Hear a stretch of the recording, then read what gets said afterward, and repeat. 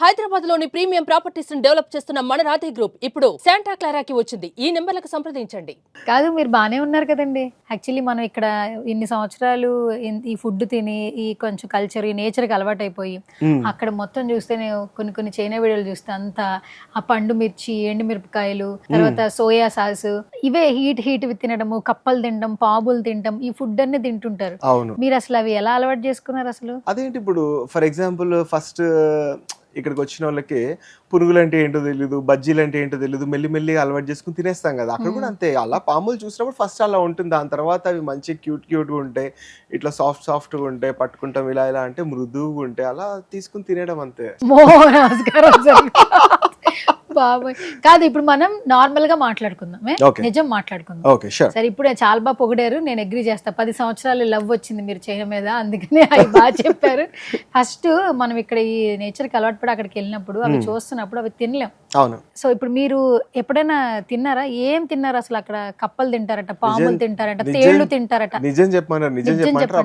నిజం చెప్పండి. నేను యాక్చువల్లీ నేను అంటే ఇప్పుడు మనం ఇన్ని కంట్రీస్ వెళ్ళామని కౌంట్ చేసుకుంటాం కదా, అట్లా నేను కౌంట్ చేసుకుంటే కప్ప, పాము ఇలా ఉంటుంది కదా,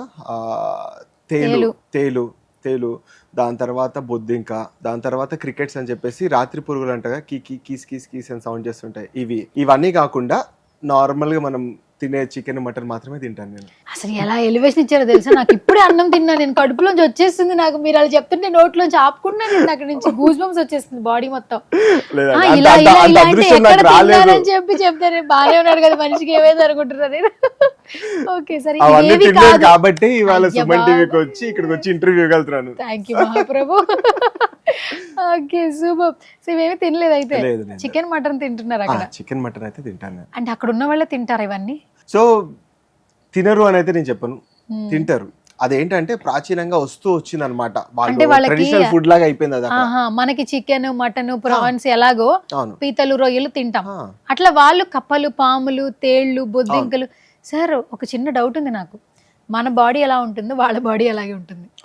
మనకి బ్లడ్ ఎలాగో, ప్రోటీన్ ఎట్లాగో వాళ్ళు అంతే.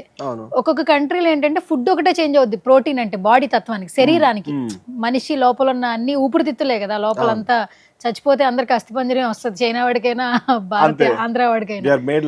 యా, కానీ వాళ్ళు అసలు అవి తింటుంటే యాక్చువల్లీ మనకి చూస్తుంటే అదో రకంగా అనిపిస్తా ఉంటది. మీకు ఒక చిన్న ఎగ్జాంపుల్ చెప్పనా? మా ఫ్రెండ్ ఉన్నాడు, ప్యూర్ వెజిటేరియన్.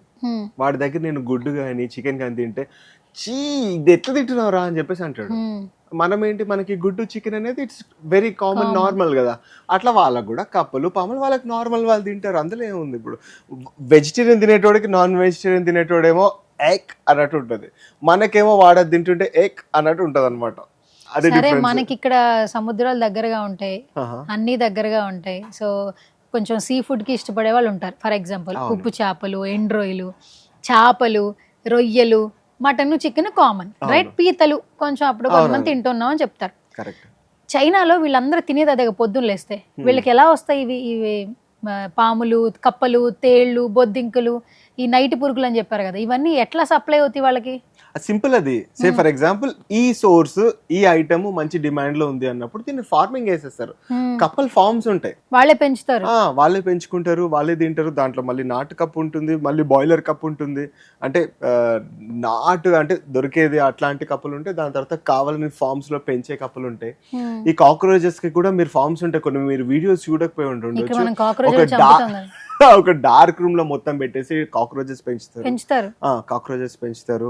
అంతెందుకు ఒక చిన్న ఇన్సిడెంట్ చెప్తా. ఒకసారి మా ఫ్రెండ్, అరే నేను బఫేకి వెళ్ళాను ఇగో అని చెప్పేసి ఒక వీడియో పెట్టి చూపించాడు. సేమ్ ఇదే వీడియో తీసుకుని వెళ్ళి మా వైఫ్ కి చూపించాడు, చూడు అని చెప్పేసి. నా ఐఫోన్ టింగన్ కింద పడేసింది. ఏంటి అని చెప్పేసి అంటే క్రొకడైల్ లాగా ఇలా పెట్టి, అంటే ఒక్కొక్కరు వచ్చేసి ఇట్లా మనం బఫేలో ఎలా అయితే ఇప్పుడు కేక్ కట్ చేసినంత ఒక్కొక్క పీస్ తీసుకుంటాం కదా, అలా ఒక్కొక్క పీస్ తీసుకుని వెళ్ళి వాళ్ళు తింటున్నారు అనమాట. వాడు లైవ్గా పెట్టాడు, అది చూస్తేనే మనకి ఇట్లా వచ్చిందనమాట. కాదంటే ఆ తల అలానే ఉండాలి, తోక అలానే ఉండాలి, కాళ్ళు కూడా అలానే ఉన్నాయి, లోపల నుంచి ఇట్లా తీసుకుని తింటుండే వాళ్ళు. అవి చచ్చిపోయినాయా అండి? వాళ్ళు ఫ్రెష్ తింటారు ఇట్లా మంచి ఇట్లా. ఇప్పుడు నేను చాలా మందిని చూసాను, వాళ్ళు స్టిక్స్ తో తింటారు, లాంగ్ చాప్ స్టిక్స్. ఏంటి వాళ్ళకి అంటే హ్యాండ్ తో తినడం? చైనాలో ఎవరు హ్యాండ్ తో తినరా, అందరూ స్టిక్స్ తో. నన్ను సతాయిస్తారు అందరూ, అరే చేతితో తింటూ అంటే అరే వాడు చూడు చేతితో తింటున్నాడు అని చెప్పేసి సతాయిస్తాడు. నేను usually Indian restaurant Indian food ఉంది అంటే నాకు చేతితో తినాల్సిందే, అప్పుడే మనకి మంచి అసలు ఆ సాటిస్ఫాక్షన్ ఉంటుంది అనమాట. చేతితో తింటే మాత్రం అరే అని చెప్పేసి చూస్తారు వాళ్ళు. ఫర్ ఎగ్జాంపుల్ అప్పుడప్పుడు చైనీస్ వాళ్ళు ఇండియన్ ఫుడ్ ఫేర్స్కి వస్తుంటారు. ఓకే, అక్కడ వచ్చేసి వాళ్ళు బటర్ నాన్ బటర్ చికెన్ తీసుకుంటారు.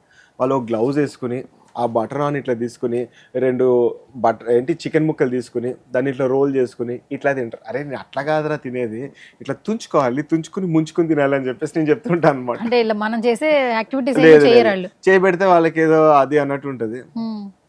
కాదు, చైనాలో వాళ్ళకి అసలు మన ఫుడ్ ఇలా ఉంటుంది, చాలా టేస్ట్. అసలు రైస్ అనే ఒక ఐటమ్ ఉందన్న విషయం వాళ్ళకి తెలుసా అండి?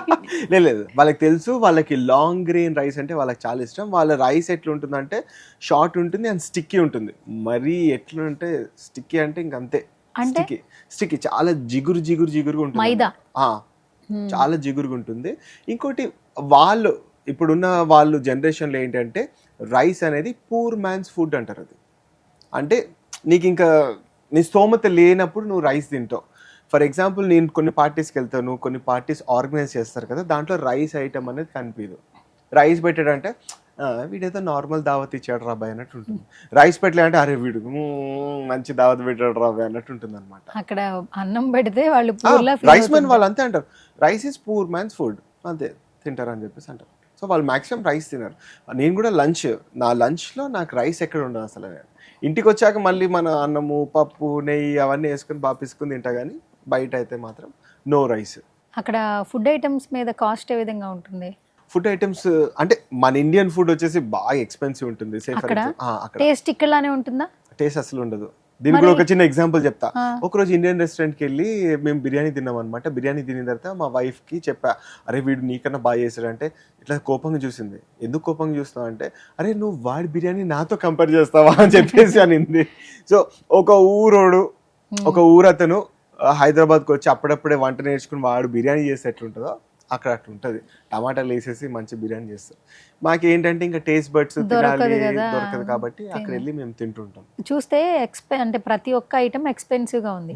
సో మనం సంపాదన కూడా హైగా ఉండాలి. సో చైనాలో ఎలా ఉంటుంది? ఎంప్లాయ్మెంట్ కావచ్చు, లేదంటే అంటే సాలరీస్ కావచ్చు, ఎలా ఉంటుంది? ప్యాకేజెస్ ఏ విధంగా ఉంటుంది? అంటే నేను కంపేర్ చేసిన దాన్ని బట్టి 10 yearsగా నేను అక్కడ జాబ్ చేస్తున్నా కాబట్టి ఇప్పుడు మనం జాబ్ చేస్తున్నాం అంటే మనకు ₹1,00,000 వచ్చిందంటే 1,00,000లో మనకి ఎంత మిగులుతుంది, సేవింగ్ పొటెన్షియల్ ఎంత అని మనం చూసుకుంటాం కదా. ఆ సేవింగ్ పొటెన్షియల్ చూసుకుంటే US కానీ UK కానీ డిఫరెంట్ కంట్రీస్లో చూసుకుంటే చైనాలో సేవింగ్ పొటెన్షియల్ ఎక్కువ ఉంది.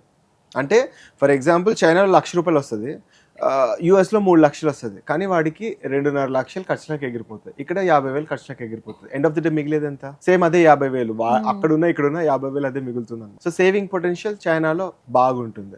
ఓకే, సేవింగ్ చేసుకోవచ్చు, మంచిగా చేసుకోవచ్చు డెఫినెట్లీ. కొంతమందికి US వెళ్ళే ఆపర్చునిటీస్ ఉన్నా కూడా అంటే వేరే లైఫ్, సోషల్ లైఫ్ కావాలి లేకపోతే అది కావాలి అని చెప్పేసి వెళ్తుంటారు, కానీ ఓన్లీ సేవింగ్ గురించి ఆలోచిస్తే మాత్రం China is good for saving. Yeah. Okay.